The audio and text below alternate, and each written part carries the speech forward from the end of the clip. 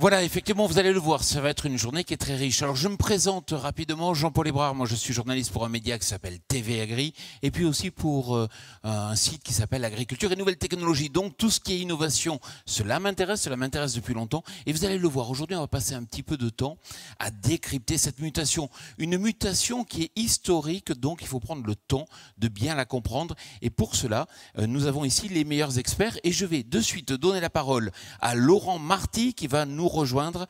Il est directeur associé et responsable des activités ad hoc du groupe Xerfi. Laurent, vous avez 45 minutes pour nous expliquer les nouveaux business models et la révolution commerciale. Quelles conséquences pour la filière alimentaire? Bonjour tout le monde, très heureux d'être parmi vous ce matin. Je vais vous donner une vision globale et vous montrer que notre monde et notre environnement changent aujourd'hui. Et bien plus rapidement que nous le pensons, ils changent sous nos yeux. Ces changements ont la double particularité d'être durables et surtout profonds. Comme d'ailleurs, je dirais, toute révolution industrielle.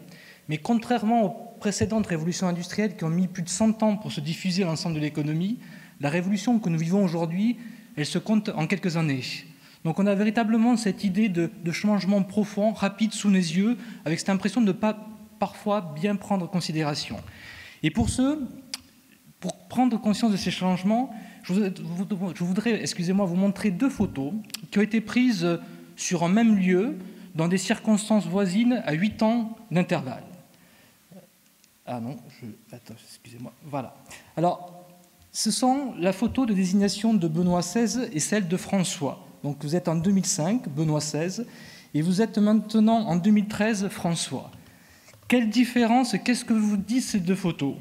Que le smartphone est devenu la télécommande de notre quotidien, un outil indispensable qui offre un large panier d'usages qui sont la téléphonie, les emails, Internet, les réseaux sociaux, le jeu, la musique, le shopping, le GPS, le paiement sans contact et bien entendu les photos.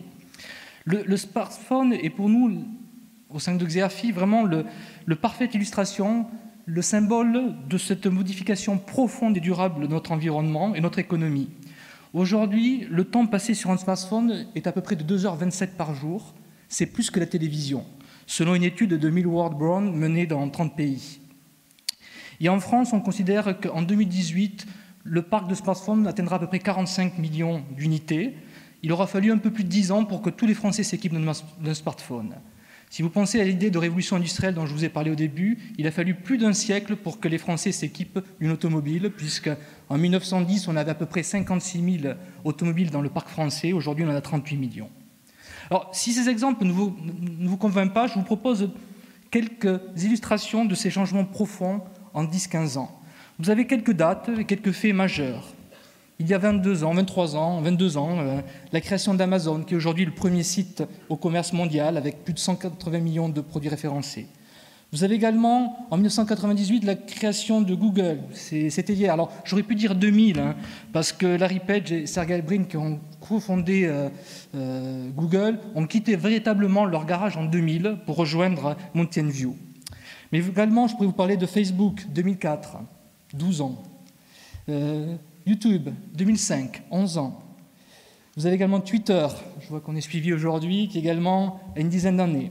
Et première commercialisation de l'iPhone en 2007, ce qui fait qu'aujourd'hui, je suis très accro au smartphone. On estime que cette année, en 2016, on aura à peu près vendu 1,5 milliard de smartphones dans le monde. Donc tous ces exemples pour montrer que notre environnement change, notre cadre de compréhension de ce qui se passe est en train de changer, bouge sous nos yeux sans que nous ayons pleinement conscience de ses conséquences. Je parlais de révolution industrielle, c'est un élément important aussi, c'est qu'une révolution industrielle, généralement, elle se passe en deux temps. D'abord, la maturation des techniques, jusqu'à ce qu'elles soient faciles à implémenter et à diffuser dans le tissu économique, et ensuite la multiplication des usages.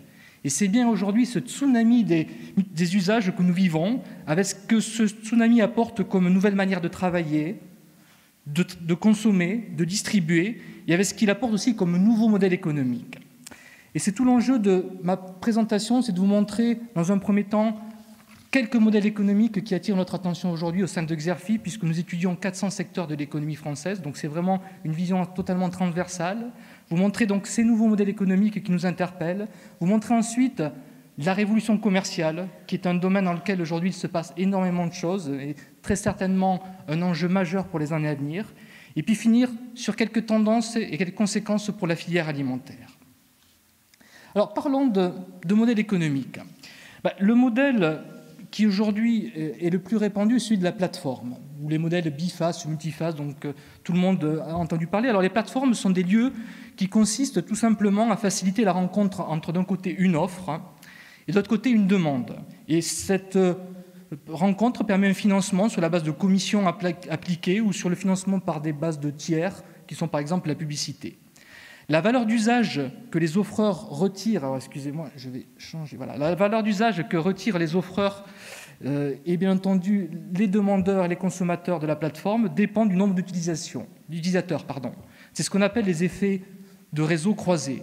J'insiste sur ce point-là, la valeur d'usage, donc l'attrait d'une plateforme, elle s'accroît pour chaque catégorie d'acteurs avec le nombre d'agents de chacun des côtés de la face. Et vous le verrez tout à l'heure dans les exemples que l'on donnera sur Uber Eats ou Deliveroo, on est vraiment dans ce nouveau modèle de plateforme multiface. Des opérateurs différents peuvent graviter également autour d'une plateforme. Des opérateurs venant d'horizons assez divers, des logisticiens, des régies publicitaires, des opérateurs de paiement ou également des développeurs de logiciels. Ces modèles de plateforme, qui sont aujourd'hui extrêmement répandus dans la nouvelle économie, cette révolution numérique, elles peuvent aussi passer par des modèles gratuits, qui ne sont pas forcément payants.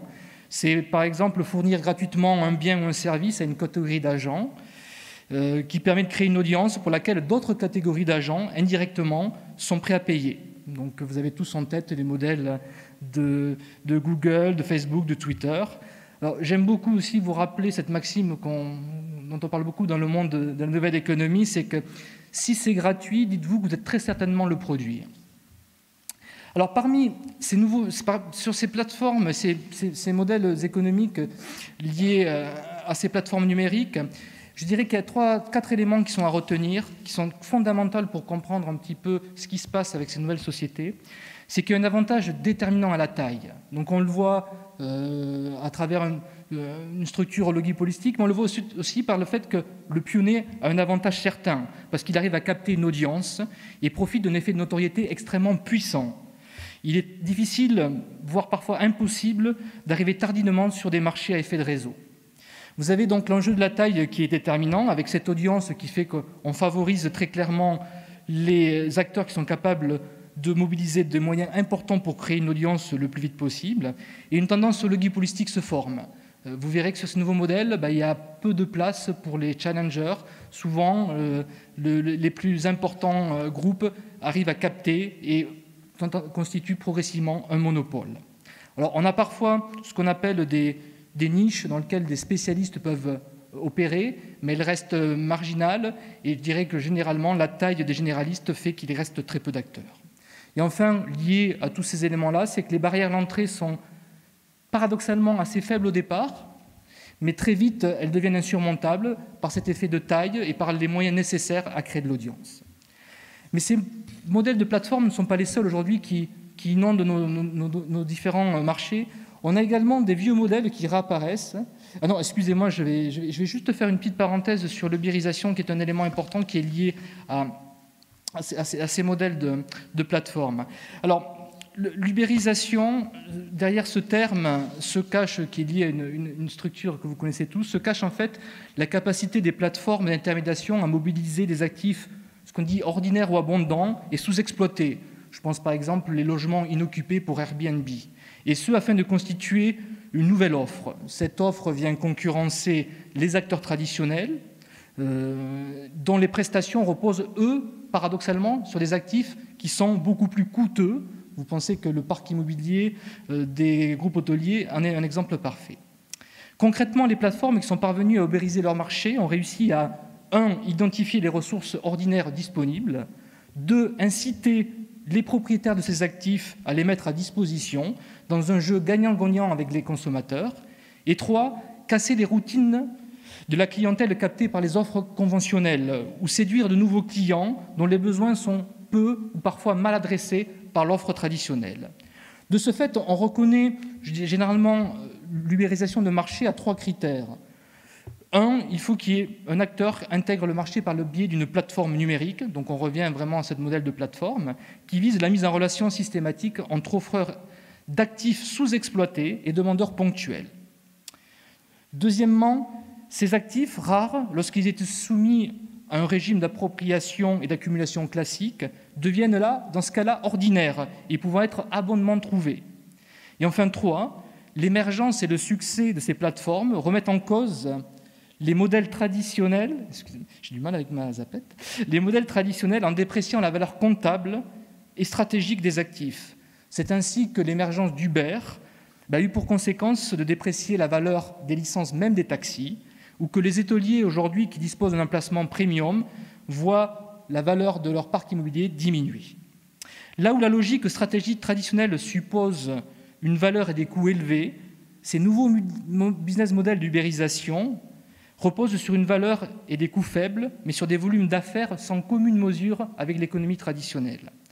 Alors, j'aime rappeler ces éléments qui vont vous permettre de comprendre que le monde change. Accor, aujourd'hui, c'est 3800 hôtels à travers 94 pays. Airbnb, c'est aujourd'hui 34 000 logements à travers 192 pays.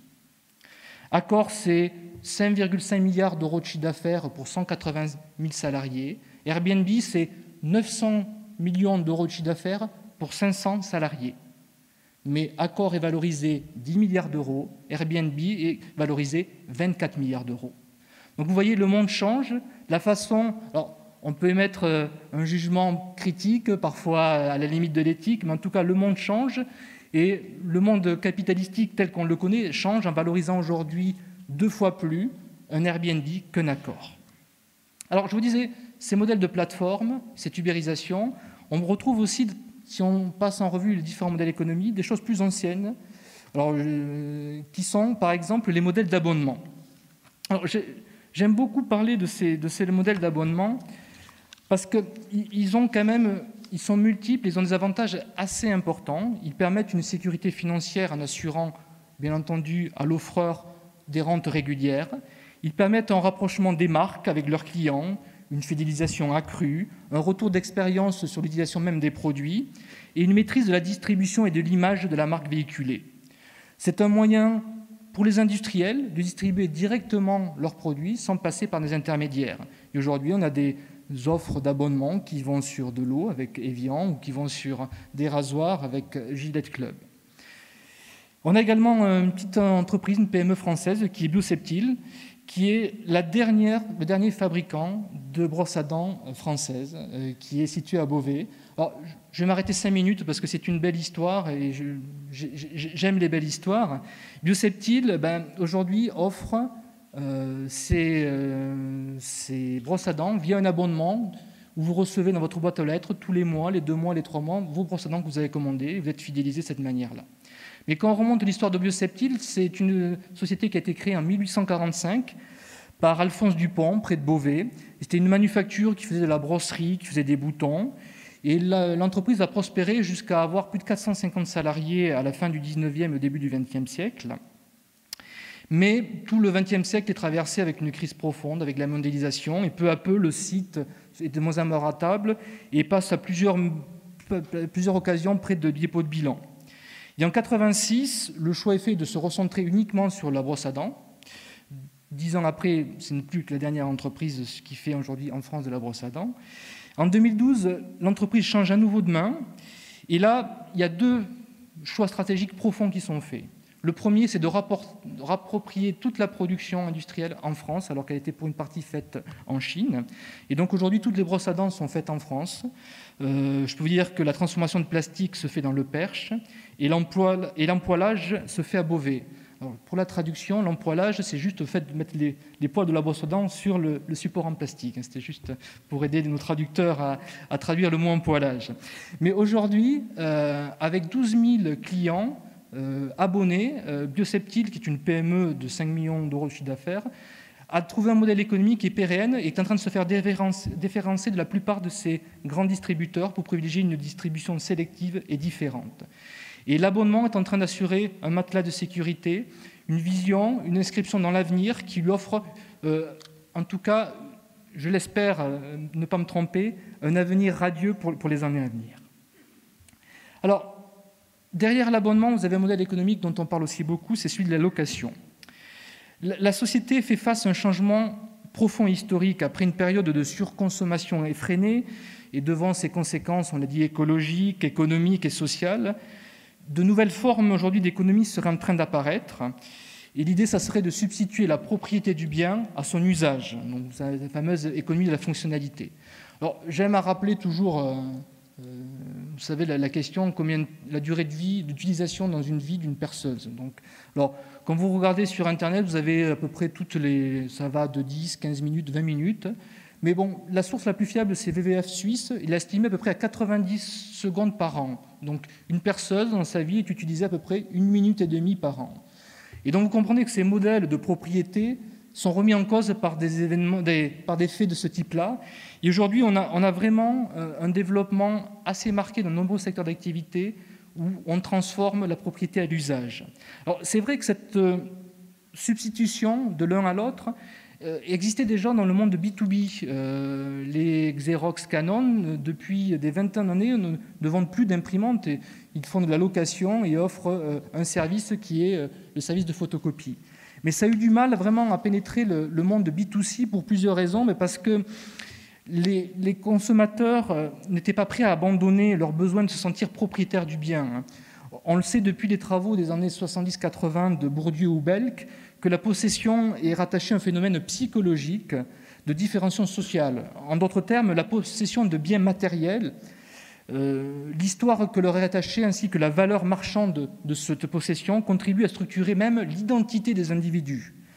Donc, posséder était un révélateur social de personnalité, et il était très difficile de s'en séparer. Mais aujourd'hui, la société change, le comportement change, et les modèles de location sont en train de se développer très largement. Alors, j'aurais pu citer beaucoup d'exemples. Vous avez quelques éléments sur le marché de la micro-informatique, de l'image et du son. Aujourd'hui, les offres de grands groupes sont pléthores sur la location. Mais je parlerai aussi de la partie automobile, qui est pour nous un secteur qui est très emblématique de la transformation profonde que l'on observe sur cette économie de la fonctionnalité.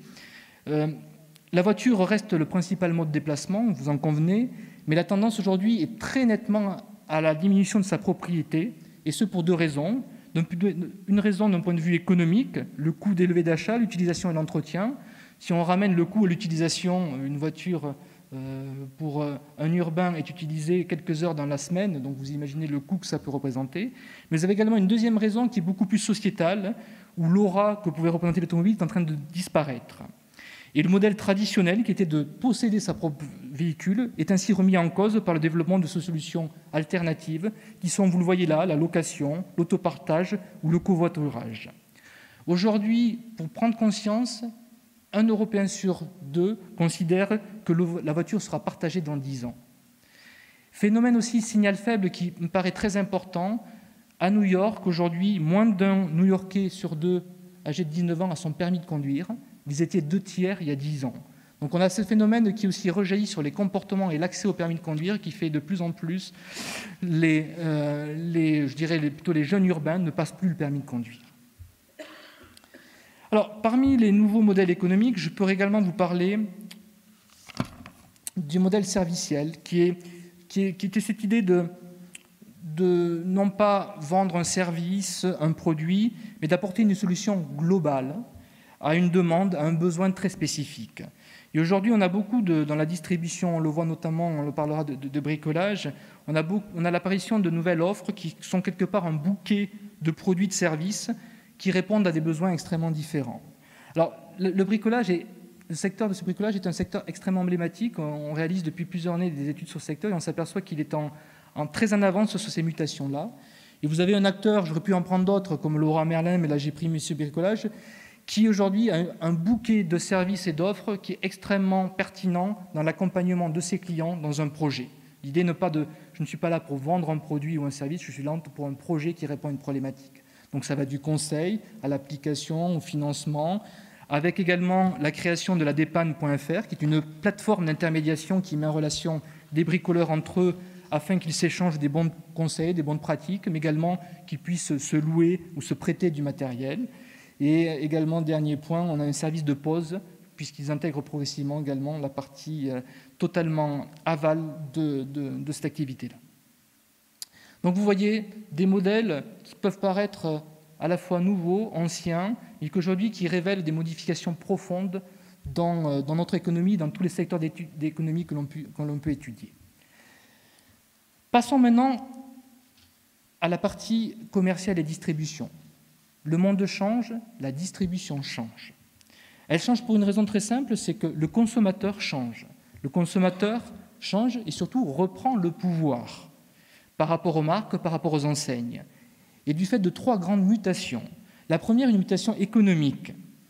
Aujourd'hui, le consommateur a la nécessité accrue d'arbitrer entre des postes de dépenses. Il veut maîtriser ses postes de dépenses. On a également une inflation très importante de ce qu'on appelle les dépenses contraintes. C'est-à-dire quand vous faites le point à la fin du mois, vous apercevez que le budget contraint, qu'il y ait des dépenses que vous ne pouvez pas arbitrer, qui sont le logement, qui sont les assurances, qui sont la téléphonie aujourd'hui, prennent une part de plus en plus importante et la partie arbitrable, elle, tend à diminuer. Vous avez également une mutation technologique, de mieux en mieux informé, de mieux en mieux connecté, ultra connecté, comme vous le disiez tout à l'heure. Le consommateur est beaucoup plus averti, beaucoup plus critique. Il s'informe beaucoup plus sur les avis de ses pairs. Il devient également plus paresseux, on en parlera tout à l'heure, dans ses comportements d'achat. Et puis une mutation sociétale. Le consommateur devient consommateur, responsable. Il veut consommer autrement. Et quel meilleur exemple quel signal faible, meilleur exemple pour illustrer cette tendance de consommateur, c'est de vous parler de la marque du consommateur. Alors, je ne sais pas si vous connaissez au sein de cette assemblée cette marque, mais pour moi, c'est emblématique de ce qui pourrait se passer, et je dirais que c'est presque révolutionnaire. Et ce n'est pas moi qui le dis, c'est Bernard Swiderski, qui est le directeur du développement durable de Carrefour, qui déclarait très récemment « Le concept est potentiellement révolutionnaire. Il bouscule les codes. Si l'équation fonctionne, je n'y vois pas de limite. » Alors, qu'est-ce que c'est le concept de la marque du consommateur ? C'est une brique de lait aujourd'hui qui est vendue dans la plupart des carrefours depuis quelques jours à moins de 1 euro le litre. Mais cette brique a la particularité, le prix a été fixé par les consommateurs eux-mêmes. En août dernier, il y a eu une enquête auprès de 6 850 consommateurs où on a demandé une série de questions qui étaient « Pour vous, le lait, voulez-vous qu'il vienne de France ? Que l'alimentation des vaches soit sans OGM ? Que les vaches soient en étable ou en pâturage ?»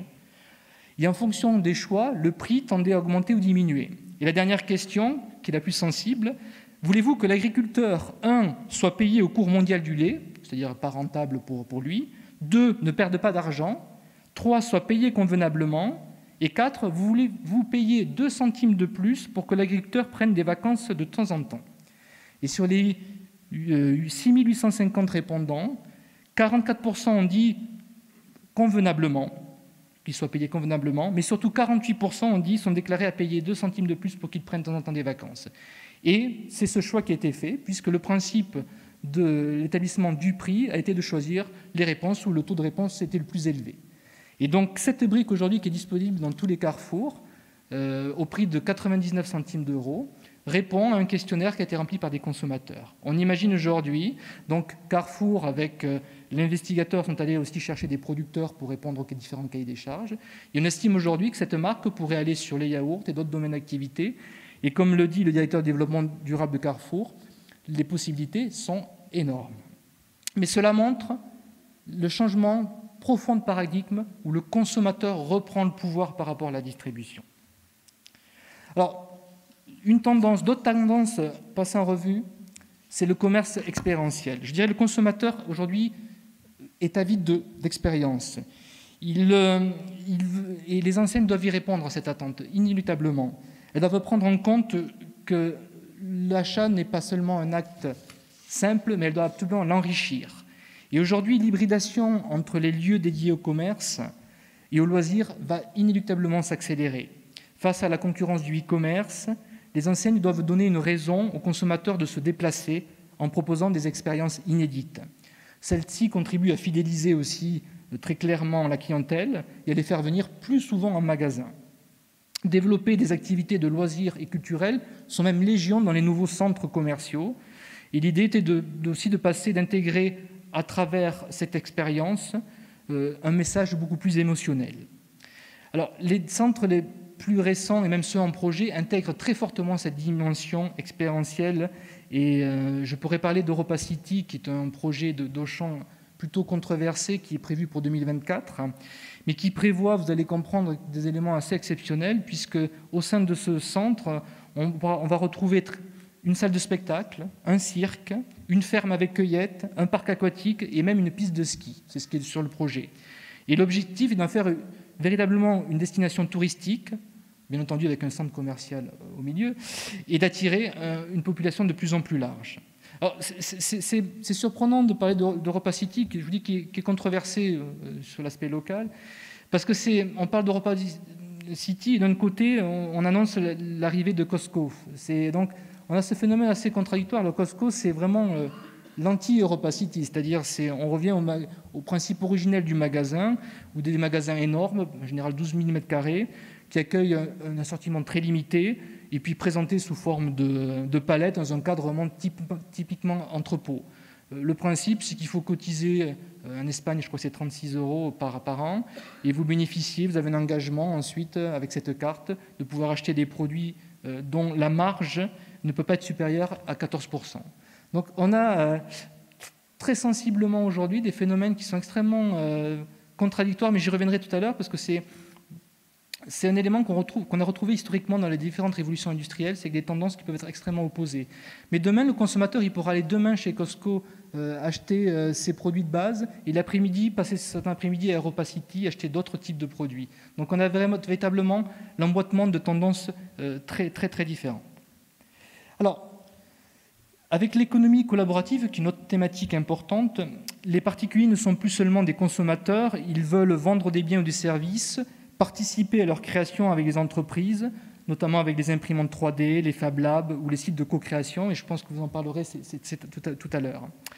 Le développement des pratiques collaboratives va inéluctablement se poursuivre. L'importance des communautés de consommateurs et l'enjeu de leur implication vont ainsi s'accroître pour les distributeurs dans les années à venir. Les entreprises intégreront davantage les consommateurs dans la conception de biens, j'en dirai un petit mot sur la filière alimentaire tout à l'heure, ainsi que sur le partage des avis sur l'offre et ce qu'on appelle la recommandation sociale, qui est un élément extrêmement important. Elles chercheront également à accompagner la tendance du faire soi-même, symbolisée par le mouvement des makers. Depuis 5 ans, c'est quand même personne n'a pu passer à côté de ce phénomène de maker, popularisé par Chris Anderson dans son livre, dans son best-seller, même, je dirais plutôt. Aujourd'hui, on est sur 500 000 Fab Labs à travers le monde. Elle double tous les 18 mois, le nombre. Et Gartner, même lui, avance près de 6 millions d'imprimantes 3D dans quelques années. Merci. Je parlerai très rapidement de la révolution commerciale aussi, qui passe par le développement des circuits courts et de la vente directe, qui représente une alternative à la distribution traditionnelle. Les circuits courts connaissent aujourd'hui un succès important, parce que, ils rassurent le consommateur, inquiet sur la traçabilité, et puis ça répond aussi à ses besoins grandissants de terroir, tradition, authenticité. 2, c'est un soutien aux petits producteurs, et on le voit à travers la marque du consommateur. Il y a cette idée aussi que les grandes surfaces sont désignées très souvent comme les grands responsables de la crise agricole actuelle. Donc c'est un élément qui répond. Et troisièmement, aujourd'hui, ça a été facilité par les technologies, et notamment Internet, qui permet aujourd'hui de mettre en relation beaucoup plus facilement consommateurs et producteurs, ce que ne pouvait pas faire la technologie par le passé. Alors, aujourd'hui, un élément important dans le comportement du consommateur que les distributeurs doivent intégrer, c'est que le consommateur, il est ultra connecté. Il cherche une offre disponible à tout moment, en tout lieu et sans faire d'effort.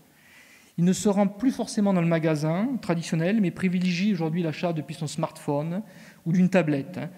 Et aujourd'hui, depuis aussi les réseaux sociaux, est prêt à aller chercher ses achats dans des commerces de proximité ou dans des zones de flux, qui sont les gares, les stations de métro, aéroports.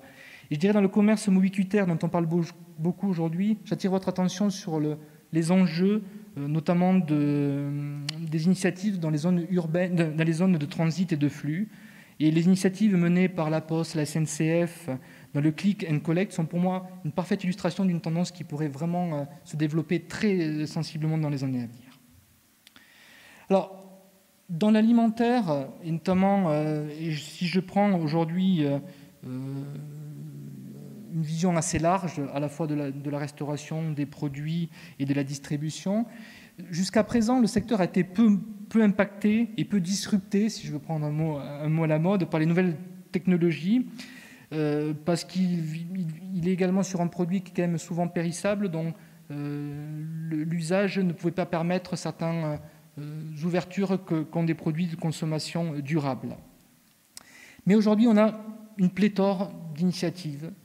On a aujourd'hui des exemples de foisonnement de nouveaux acteurs qui apparaissent, des projets qui paraissent intéressants de souligner. Alors, je voudrais en quelques mots montrer, si je prends par exemple, si je retiens le domaine de la restauration, de la pratique de la cuisine et de la distribution alimentaire, quelques exemples aujourd'hui de start-up qui envahissent notre quotidien, qui vont de spécialistes de la livraison de repas à domicile à la restauration virtuelle, aux plateformes de mise en relation avec des producteurs. Leur modèle économique à ces start-up, elle s'appuie généralement soit sur des modèles transactionnels, soit des modèles de financement par des tiers, une tierce partie. Le modèle transactionnel, c'est la commission qui est la plus répandue. C'est notamment les restaurateurs, les particuliers qui cuisinent à leur domicile. Et généralement, la commission est entre 8 et 30%. Vous avez la marge commerciale, c'est le cas des restaurants virtuels comme Foodcherry ou Frishti, ou les plateformes qui commercialisent des kits prêts à la cuisiner comme le Kitok ou Foodette. Vous avez la publicité, qui n'est pas un axe prioritaire, mais qui peut être un revenu non négligeable, qui n'est jamais le mode de financement unique. Et Allo Resto, aujourd'hui, fait partie des groupes qui se financent beaucoup par la publicité. Et ensuite, vous avez la dernière partie, c'est la vente via la prestation de services B2B. C'est l'idée de proposer à des entreprises, des distributeurs, des restaurateurs, une solution technique sous forme de marque blanche. C'est le cas de La Fourchette, qui réalise aujourd'hui près d'un quart de son chiffre d'affaires sur la fourniture aux restaurateurs de sa plateforme en marque blanche. Vous allez me dire, et le e-commerce dans tout ça, dans cette révolution commerciale, de cette tendance, etc., qu'est-ce qu'il va devenir ? Le e-commerce, il va continuer à progresser, il ne faut pas se leurrer. Aujourd'hui, on estime que le chiffre d'affaires du e-commerce atteindra à peu près 150 milliards d'euros en 2025, soit à peu près 10% de la consommation totale contre 5% aujourd'hui. Alors, on a une croissance qui ne sera pas exponentielle. Pourquoi ? Parce qu'on a quelques signes d'essoufflement qui apparaissent. Le premier, c'est que le panier moyen est en train de baisser. C'est les derniers chiffres. Donc, le nombre d'achats augmente par personne, mais le panier moyen est en train de baisser.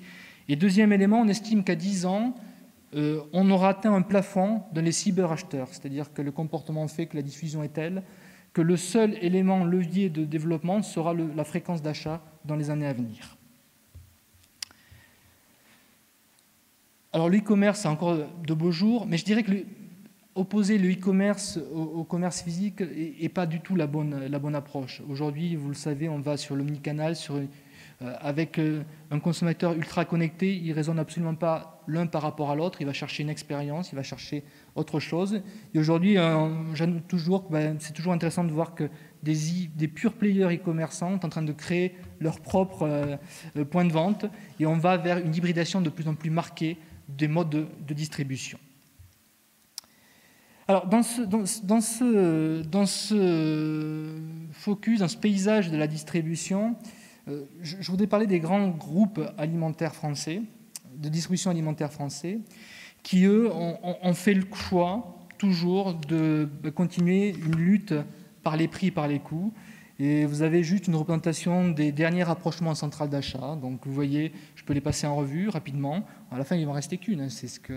C'est malheureusement la tendance actuelle. Alors, j'ai mis en partie abandonné pour Auchan et Hyper U, parce que vous savez qu'au départ, les hypermarchés Hyper U devaient devenir Auchan et les supermarchés Simple Market d'Auchan devaient devenir Super U. Puis ça a été abandonné. Par contre, les deux groupes ont la volonté de continuer à travailler ensemble sur la mutualisation des achats. Donc on a véritablement cette course toujours à la taille pour répondre à des contraintes de prix et de coûts. Mais cette stratégie de volume, selon moi, elle est vouée, elle atteint ses limites aujourd'hui. Non seulement parce qu'elle est insoutenable pour l'ensemble de la filière, il faut le dire, mais aussi parce qu'elle contribue à une banalisation, à une indifférenciation des offres. Il y a une certaine désaffection des consommateurs. Les ménages qui sont certes d'un côté sensibles au prix intègrent d'autres critères dans l'arbitrage aujourd'hui, dans leur choix, comme la qualité, l'origine, l'expérience qu'ils vivent. Et ils se laissent séduire par de nouveaux arguments et de nouvelles formes de distribution. Donc cette course à la taille, au prix, est pour moi suicidaire à moyen terme. Alors, sur la révolution et les changements profonds du paysage de la distribution, il y a deux éléments importants. Il y a l'essor du drive. Je dirais qu'il faut vraiment le mettre en avant. 2700 aujourd'hui drive en France, plus que d'hypermarchés. C'est un élément important. On a un groupe qui est leader avec 48% du marché, qui est Leclerc, et qui voit ses ventes augmenter de 20% par an. Et on a vraiment une dynamique profonde. Et à contrario, la deuxième tendance, c'est le développement du commerce de proximité. De 2005 à 2015, donc 10 ans, le nombre de supérettes est passé de 6 000 à 8 500. Donc aujourd'hui, à Paris, on considère que le parc de supérettes a doublé, pour vous prendre conscience du retour de ce commerce de proximité. Et c'est vrai que ça a été sous les efforts de 3 grands acteurs, qui sont Carrefour, Système U et Casino. Et aujourd'hui, ces groupes ont fait un choix stratégique de maillage du territoire pour offrir et être en contact le plus marquant avec les consommateurs. Et c'est un élément important qui permet d'enchaîner sur la dernière partie de mon intervention et sur les conséquences avec 2 thématiques qui me paraissent importantes. La première, c'est l'enjeu de livraison ultra rapide et les conséquences logistiques. Et c'est en parfaite liaison avec ce que je viens de dire sur le retour de la proximité. On va le voir que les nouveaux modèles de livraison ultra rapide sont un enjeu considérable. Et deuxième élément, c'est aujourd'hui le lien que doit avoir l'industriel avec le consommateur. Et une tendance marquante pour la filière, c'est aussi peut-être la perte d'influence du distributeur et le fait que l'industriel doit beaucoup plus se rapprocher du consommateur. Alors, la livraison ultra rapide, l'enjeu de demain. La réactivité, on l'a vu, l'immédiateté sont devenues des notions fondamentales dans le monde du commerce. La course aux parts de marché des e-commerçants se joue sur le raccourcissement d'un côté des délais de livraison et d'autre part sur la mise à disposition de marchandises de plus en plus importantes. Et cette guerre des délais courts a trouvé un écho extrêmement favorable dans la distribution alimentaire. Et c'est aujourd'hui, on est sur une pléthore d'initiatives et d'acteurs qui tentent à s'emparer de cette problématique de livraison ultra rapide, avec beaucoup d'initiatives, certainement peu d'élus, et commence à avoir quelques désaffections, puisqu'on a eu par exemple le placement en redressement judiciaire d'un acteur comme Take It Easy très récemment. Et on a vraiment une foison de projets.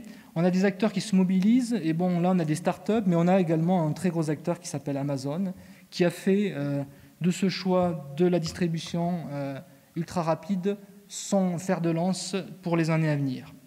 Et ce qui est surprenant, c'est que c'est le leader mondial de la distribution en ligne, tout produit confondu, et c'est un acteur qui a fait des choix d'investissement logistique considérables, qui grève totalement sa rentabilité, puisqu'il n'a fait aucun bénéfice depuis sa création. Et je dirais ce choix, il revêt 2 objectifs qui sont importants pour Amazon.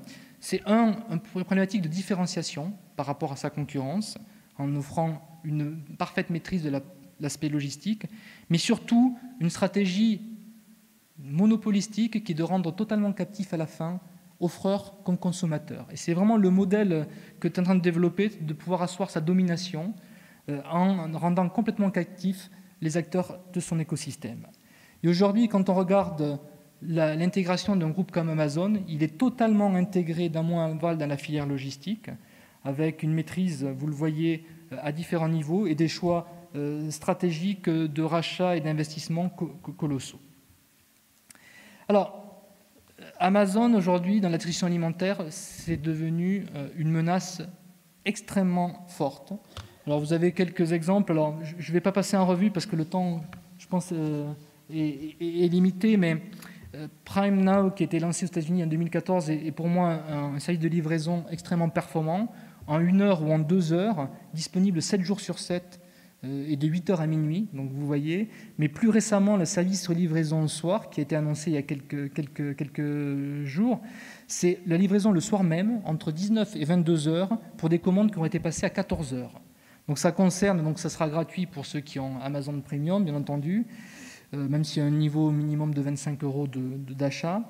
Il sera facturé 5 € pour les autres, ce qui est 4,99 € exactement. Et ça sera disponible donc en Paris, Lyon, Marseille et Aix-en-Provence, mais on va pouvoir faire ses courses à 14 h et être livré entre 19 h et 22 h.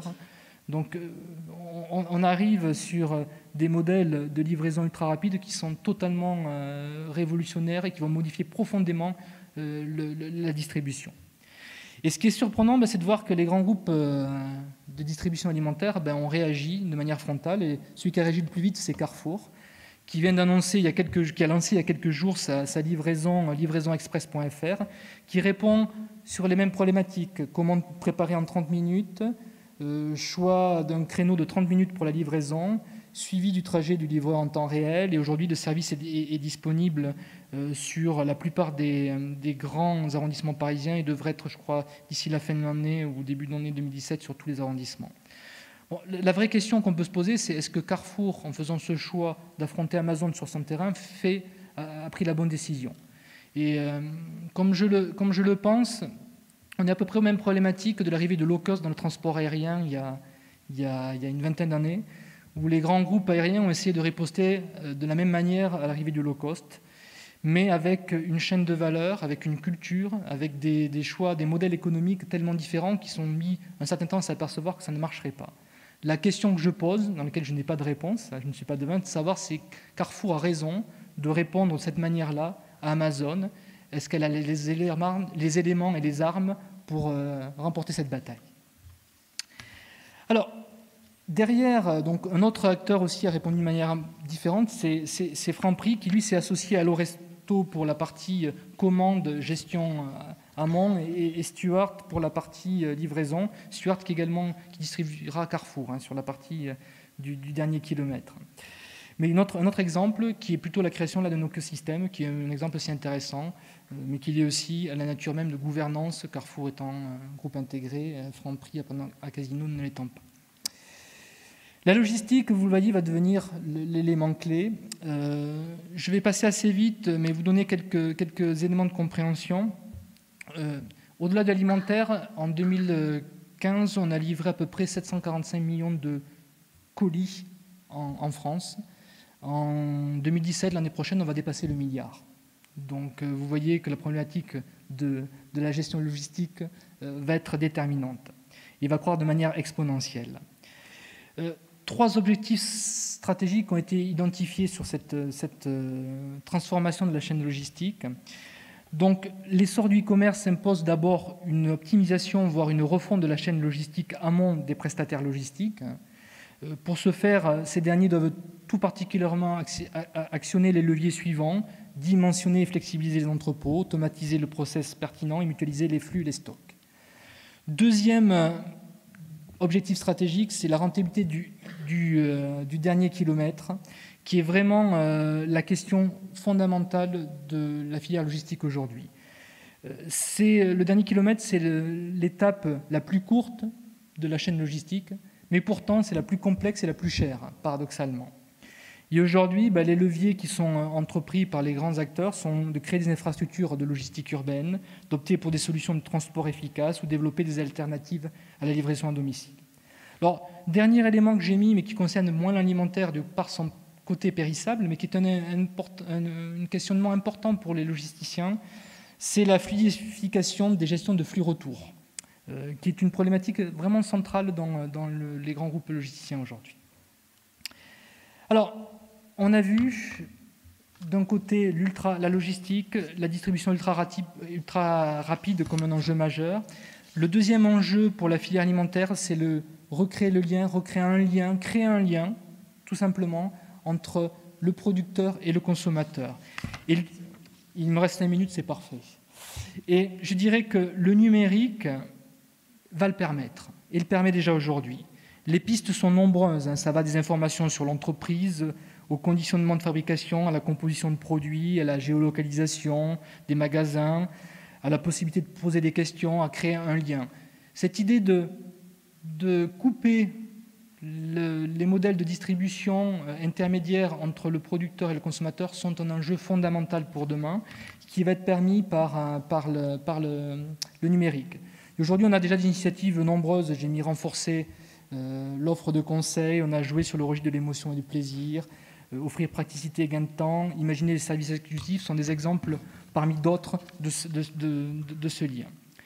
Dans cette nouvelle sphère numérique, les acteurs vont aussi devoir adopter une attitude plutôt proactive vis-à-vis de leur communauté, investir en notoriété, créer un lien durable.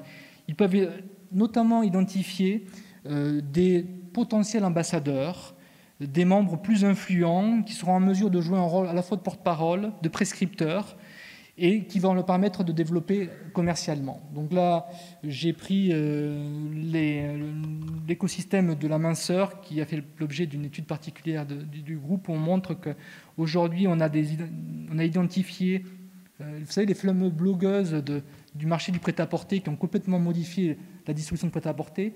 On va l'avoir demain sur l'alimentaire, ça en est certain. C'est une question de diffusion, mais ces fameuses blogueuses du prêt-à-porter sont pour moi une parfaite illustration de ce lien que la marque pourra créer directement avec son consommateur.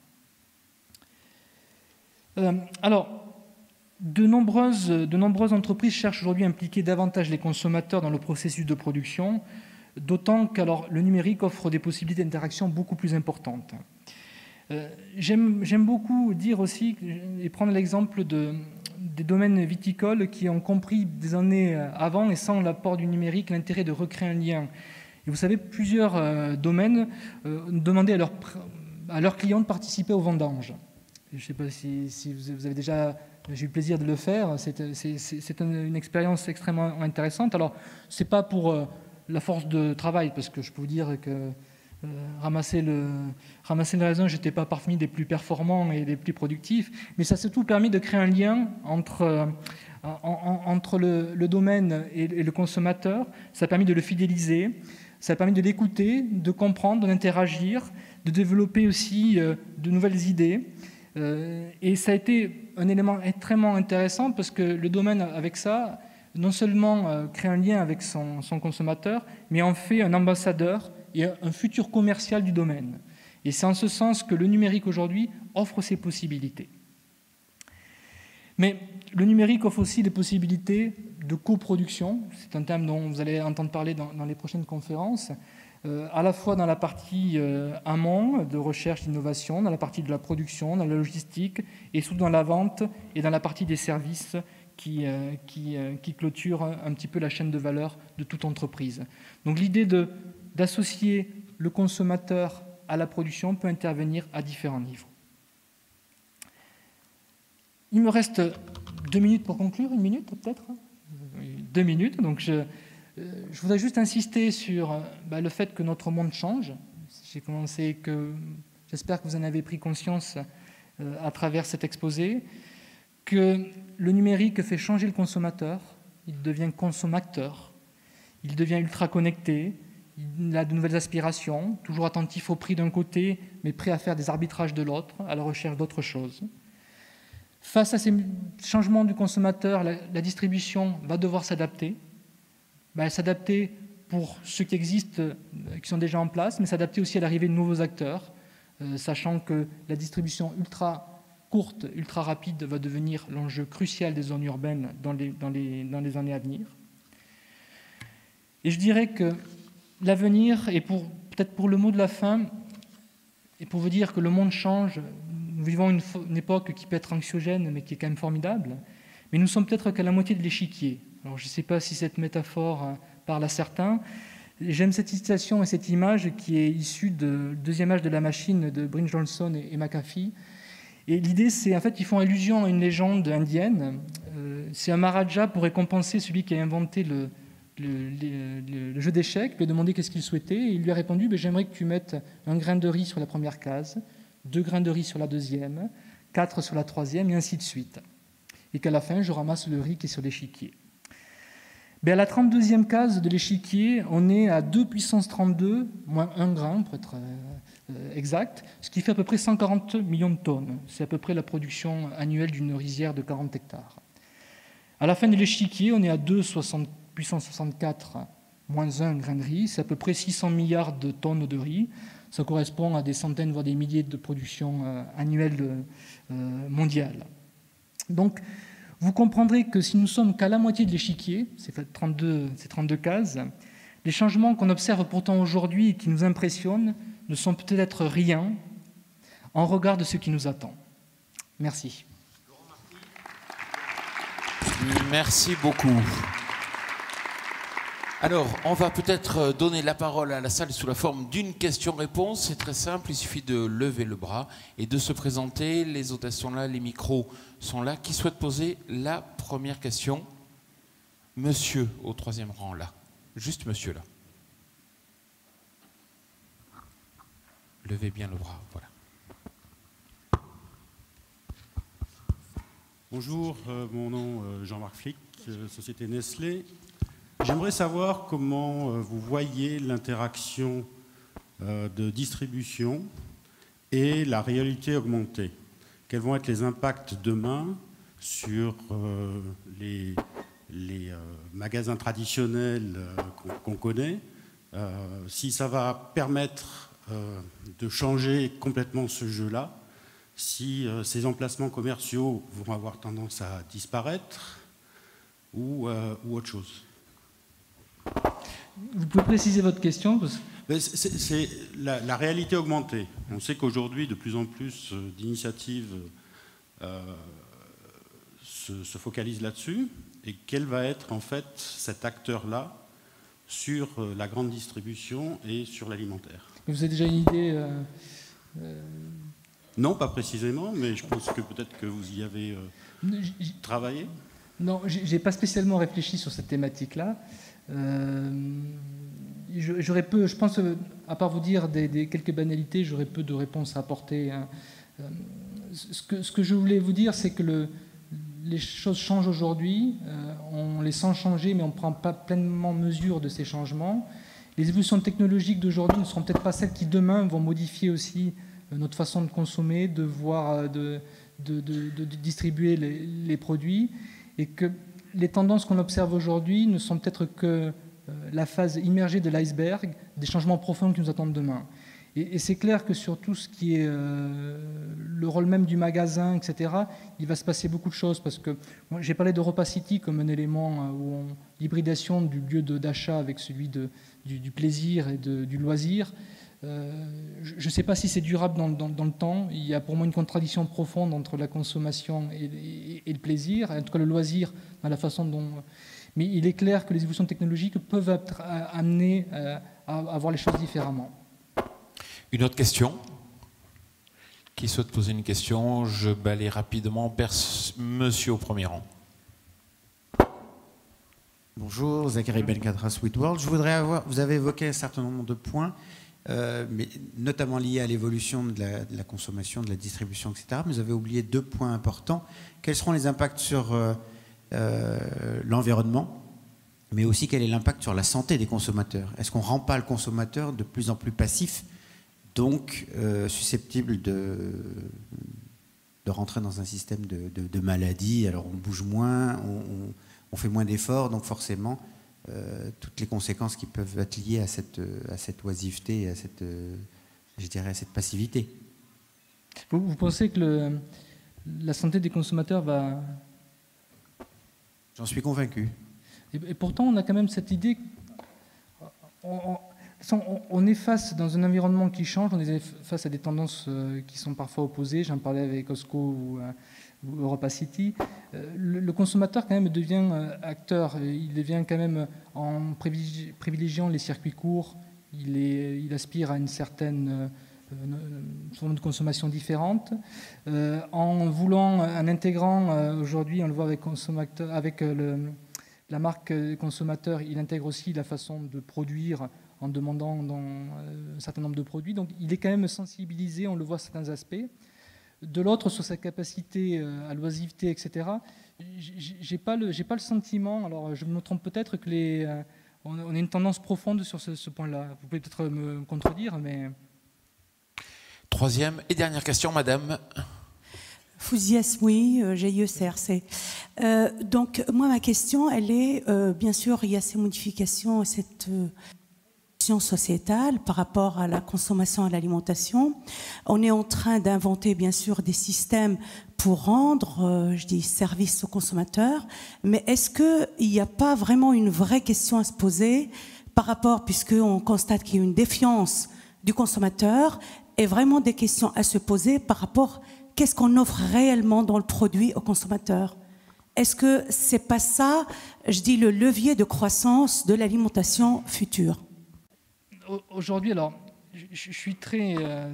c'est une question qui est extrêmement complexe dans la mesure où dans le produit alimentaire, il y a une dimension quand même primaire, c'est-à-dire de se nourrir, mais il y a également le plaisir.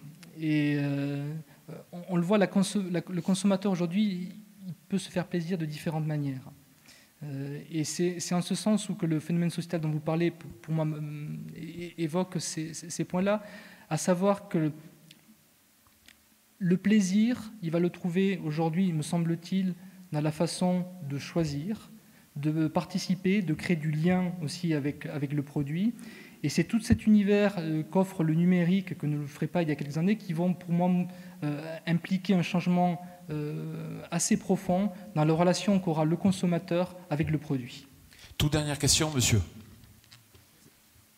François Satin-Server, vous avez parlé de la place du consommateur.